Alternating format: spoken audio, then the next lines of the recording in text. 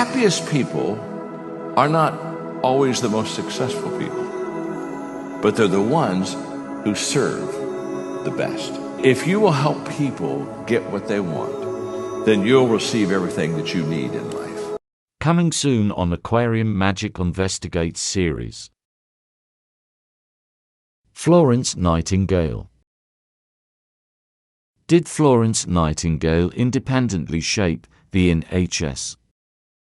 Or was there another pioneering nurse that helped shape the NHS?